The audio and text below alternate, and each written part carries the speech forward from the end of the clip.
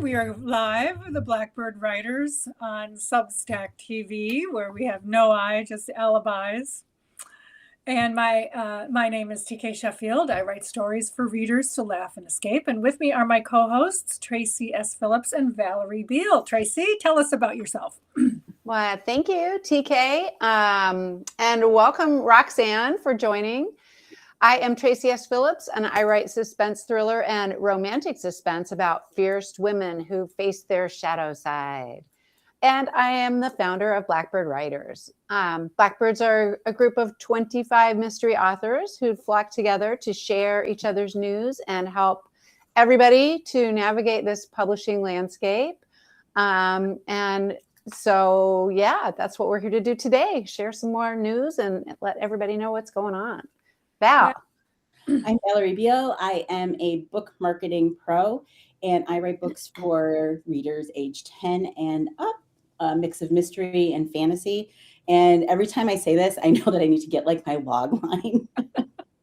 But it's hard when you write for a very broad group of readers, from kids to adults. So I'm a work in progress. We all are. We all are. Yes, we both jump in and agree. Yes, we all are. So we're here, Blackbird Writers on Substack TV.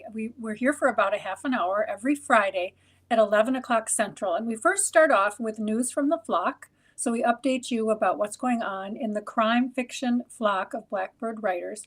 After that, we talk about industry news.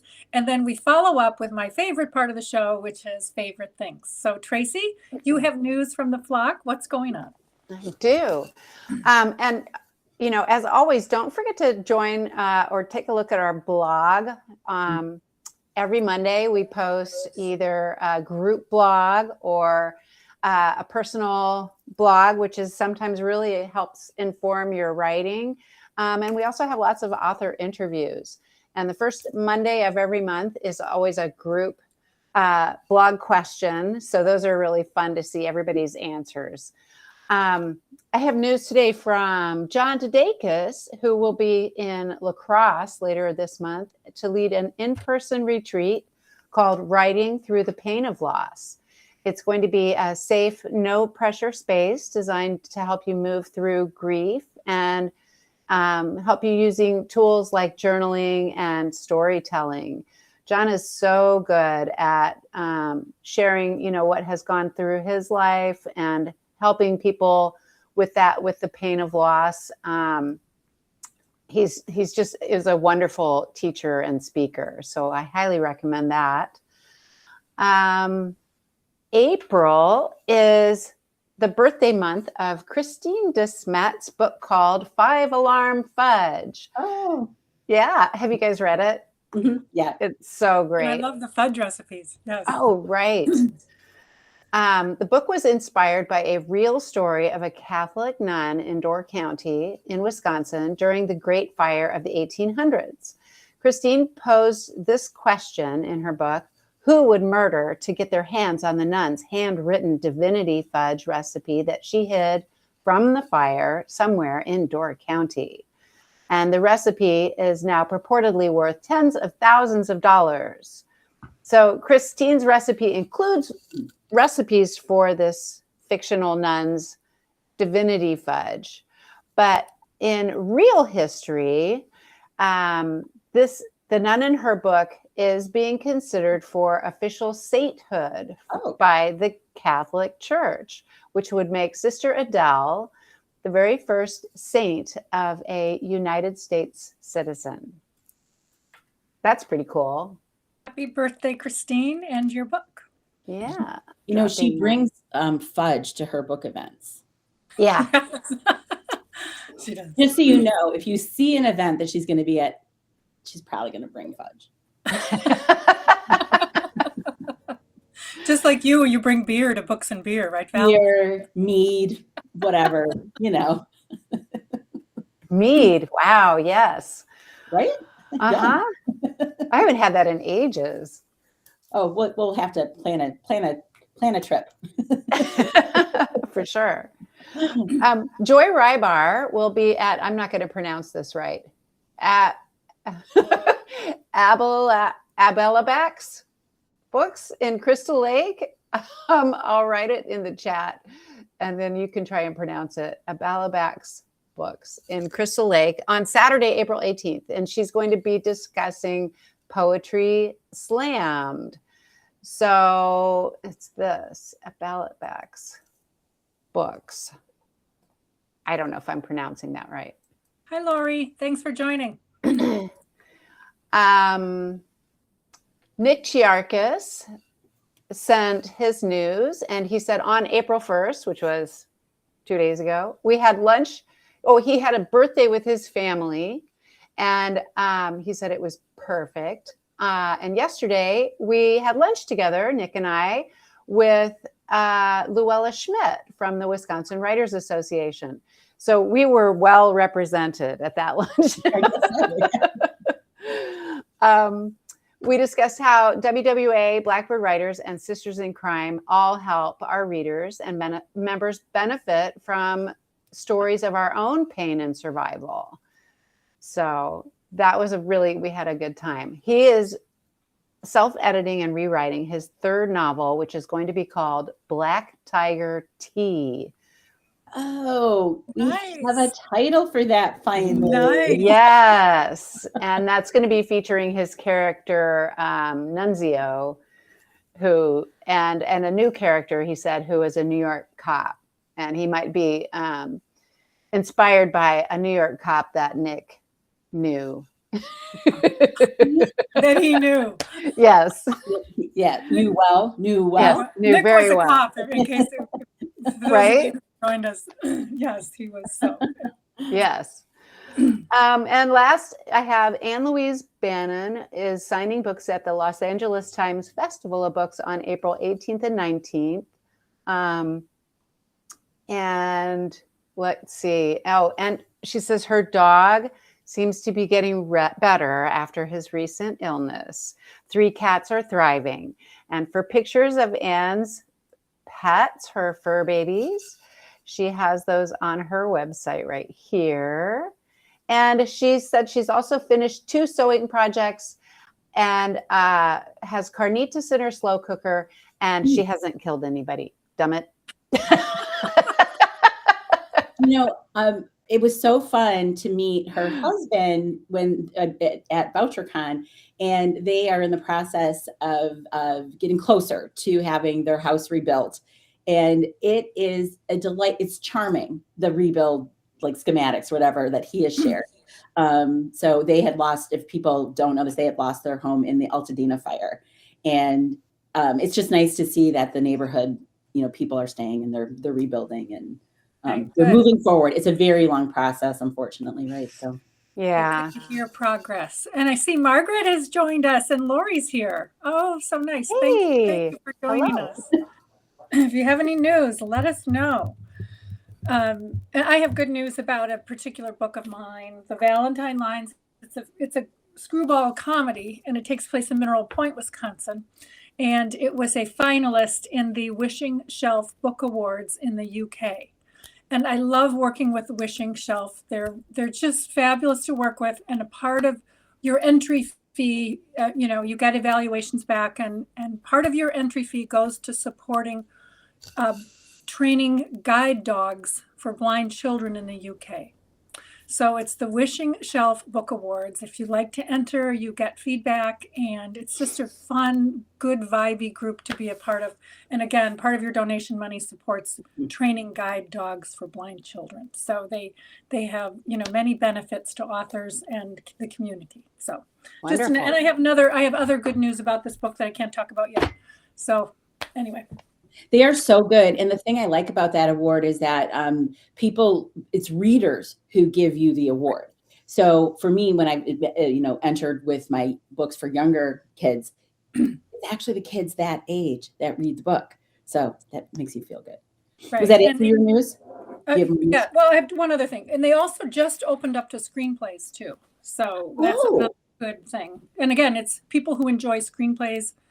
And so you're getting like audience fan reaction, which is really nice. Within, who like to read, so they have a significant skill level too in terms of evaluating plot and such.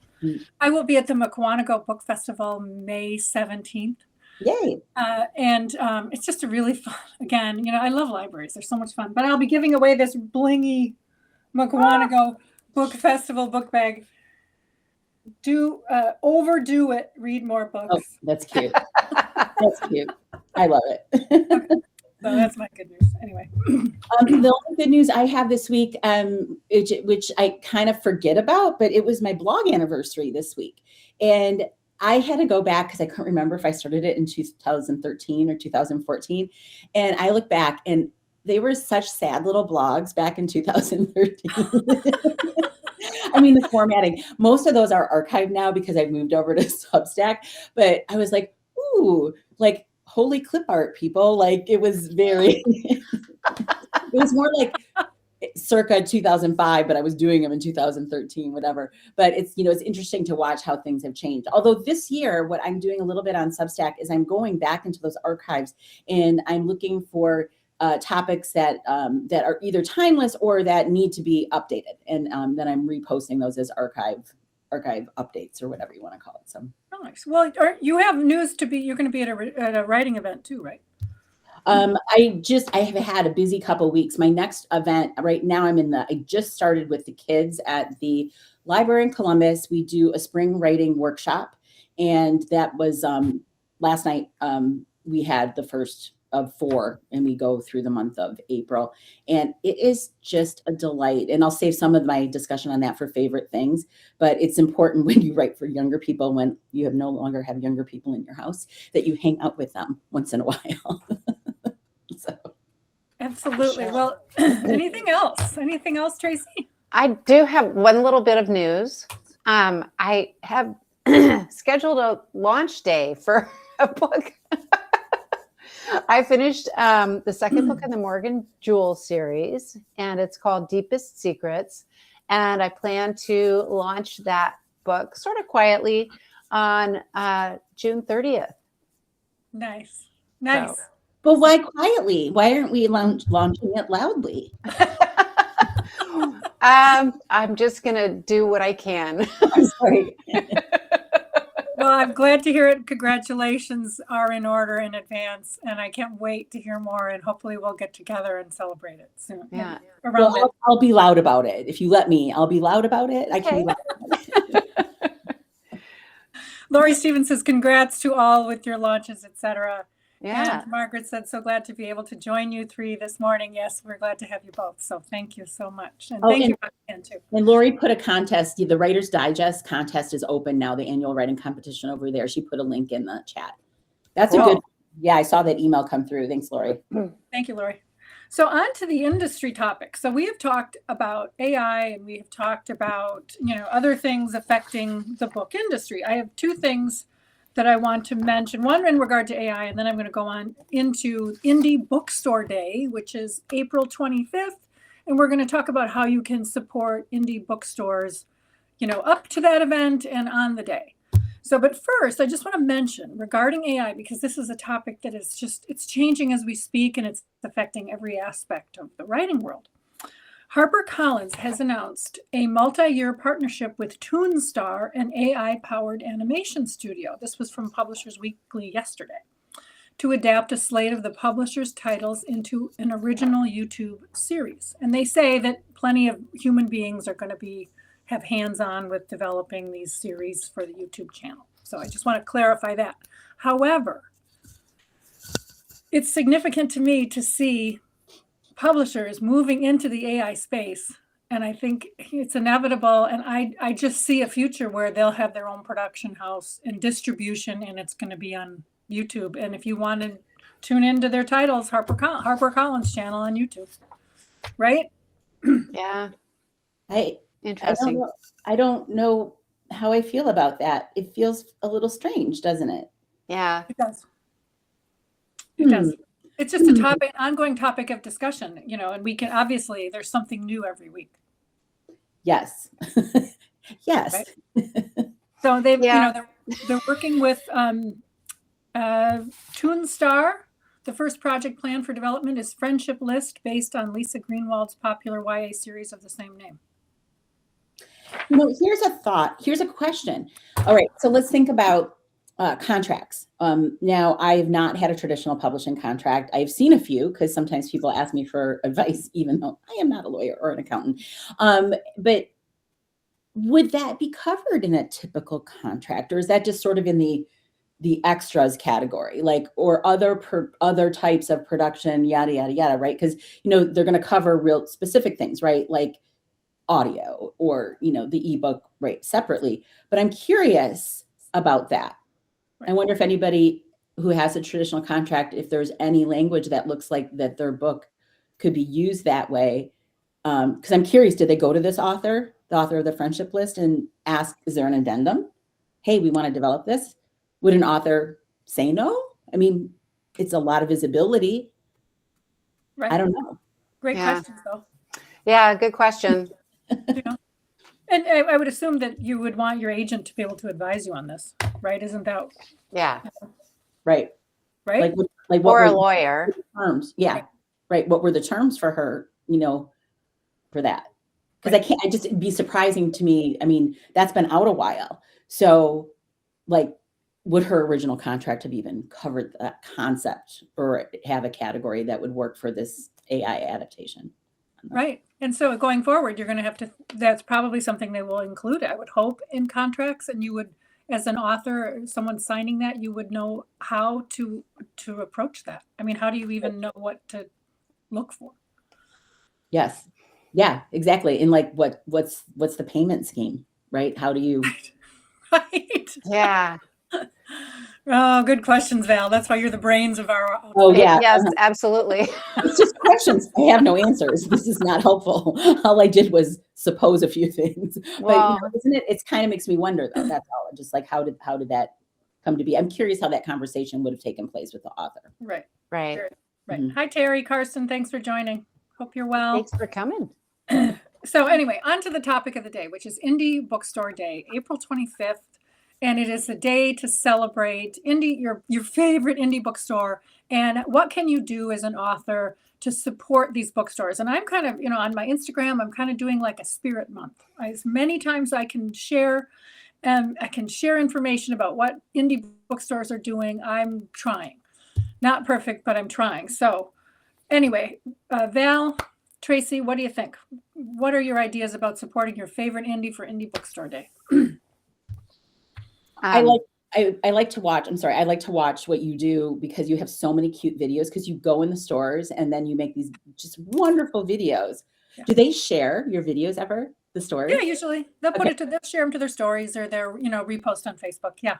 Well, I'm not that creative. I haven't been, but I mean, that kind of stuff, anything that elevates on social media is a good idea. What do you think, Tracy? And I love your videos too, because I don't know about like all of these little indie stores that are all over the state, and I just think it's so cool. There are so many in all these little towns everywhere. And, I like to spend a weekend every now and then, and especially on the 25th, going to as many indie bookstores as my bank account can handle. Well, speaking of one, I've got a list of what authors can do. And the first one I want to highlight is, let me just pull up their website. It's Pages and Parcels in Potosi, Wisconsin. Say that 3 times fast. This is a store that is literally reshaping its community down there in Potosi, Wisconsin. Oh, cool.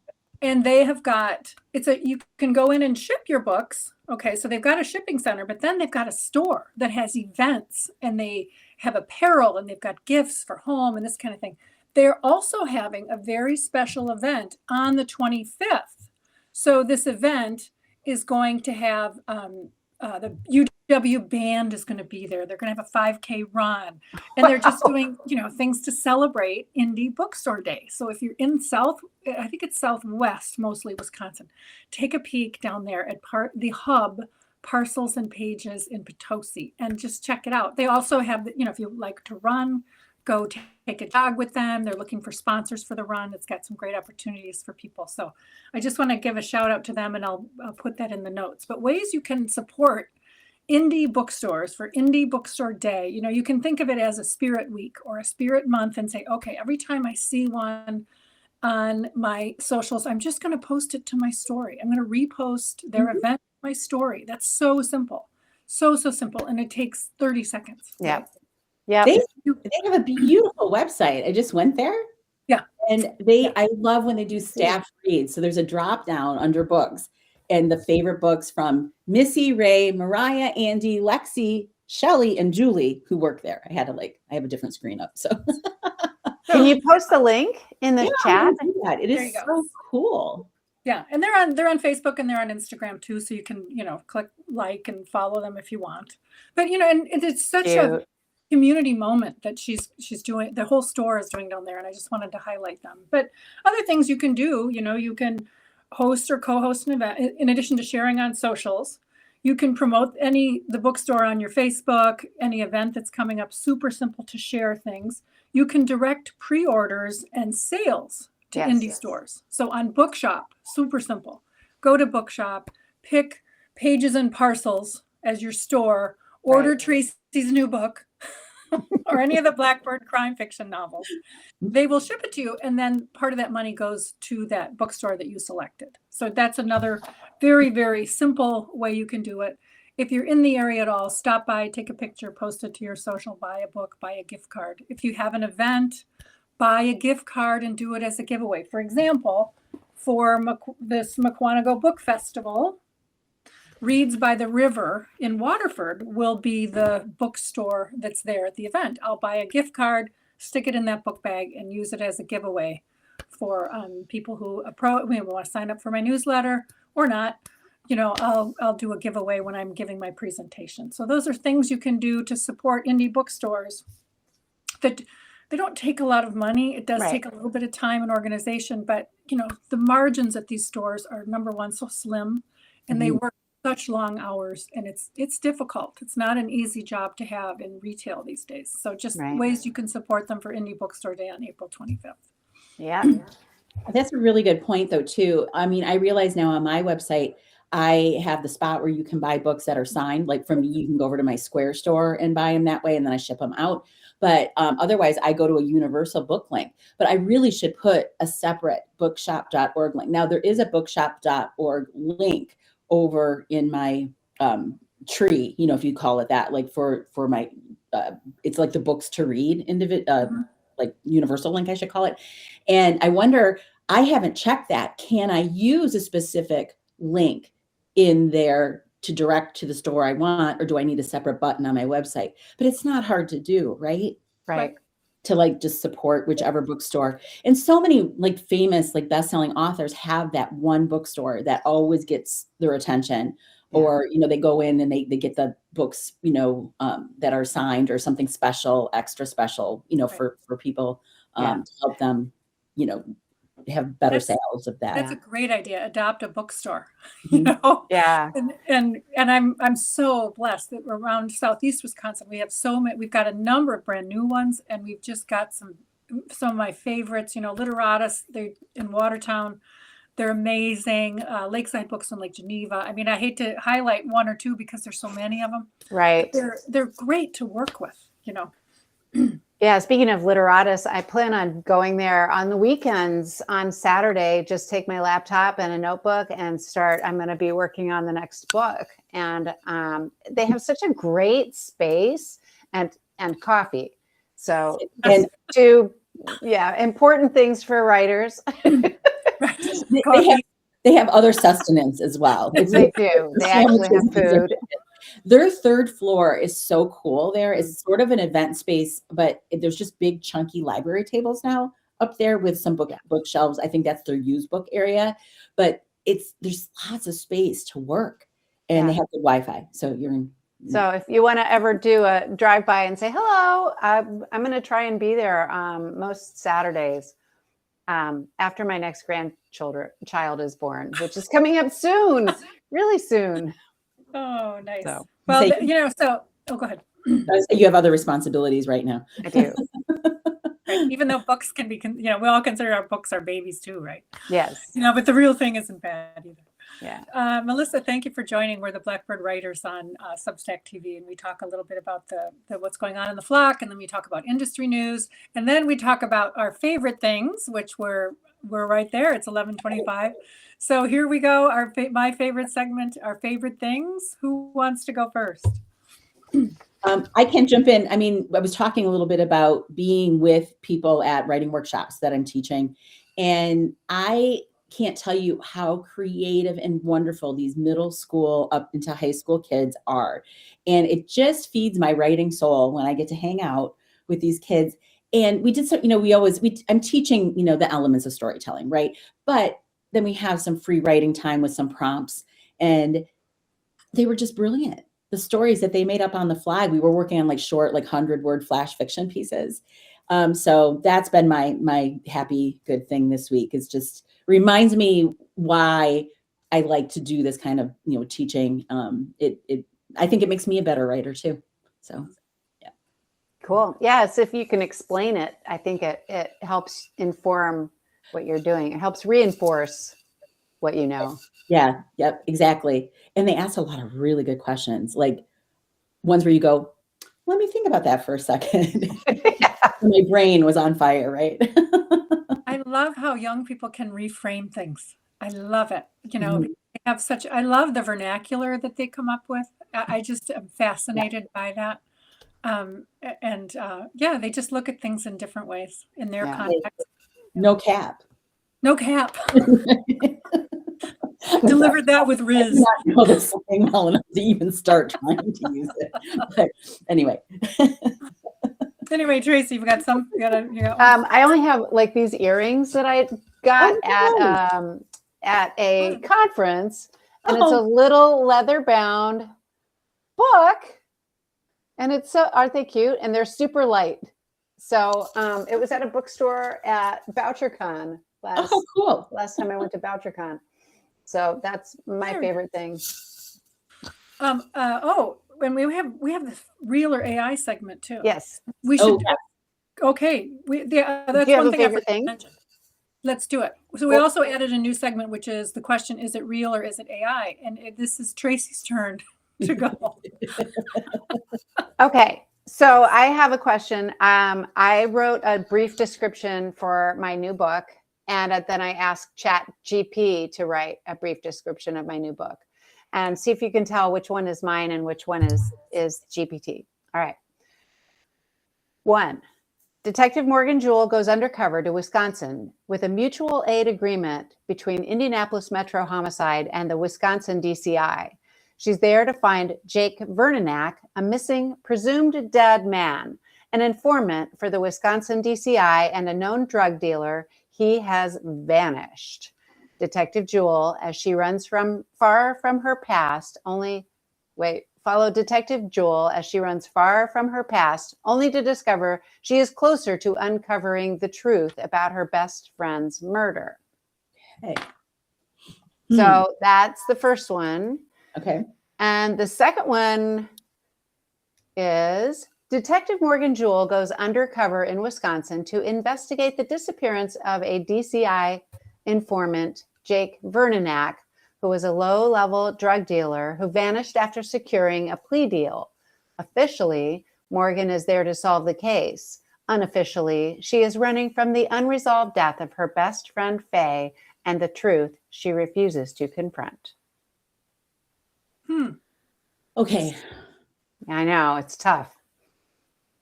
I think 2. Feel free to participate in the chat. Yes. Yeah. If anyone wants to try. I think Which of the two, 1 or 2, was AI? I think 2 is AI, like Lori just said, Lori Stevens. I think 2 is AI. One's shorter, one's significantly shorter to me, right? And more clear. And okay, I'm going to have to go the opposite. I'm going to say 1 then. I'll just because. You're just going to be contrary. One's longer. Anyone else have a guess in the chat? No? Terry? Anybody? I don't know. Tell us. I'm curious now. Are we right? 2 was AI. 2 is AI. Okay. Yeah. But and it was longer. They gave me like a little bit longer than an Amazon description because I officially asked for a synopsis. Oh, okay. Yep. But the first paragraph encompassed what I had written. Yes.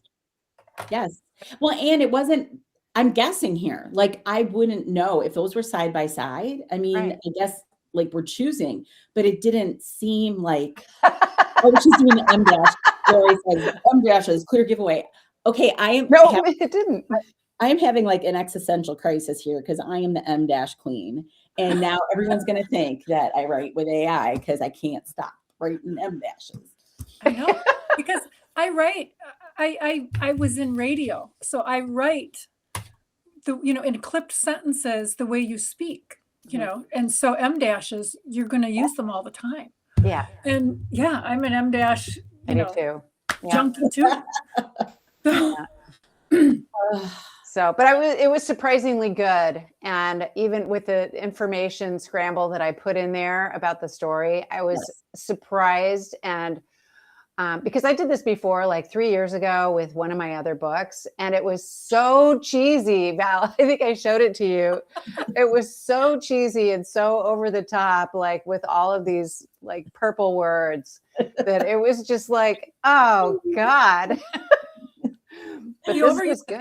adverbs to me is a dead giveaway of AI. Yes, that's actually you're trained to pull them out, and they'll use them all. AI uses it all the time. Yeah.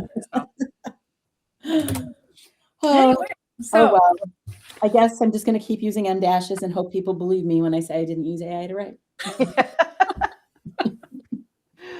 Well, I think we all thank you. Thank you, everybody. This is my favorite part of Friday. Let's put it that way. Yes. Just getting together with the Blackbirds and chatting and seeing everybody online. So if you would like to know more, please follow the Blackbird Writers on Substack, or you can follow any one of us, Tracey S. Phillips, Valerie Beal, or me, K. Sheffield, Saddles and Stories, and we will keep you informed about what's going on from the flock and the industry and our favorite things every Friday at 11 a.m. Central. So thank you very much, everybody. Thanks so much. Bye.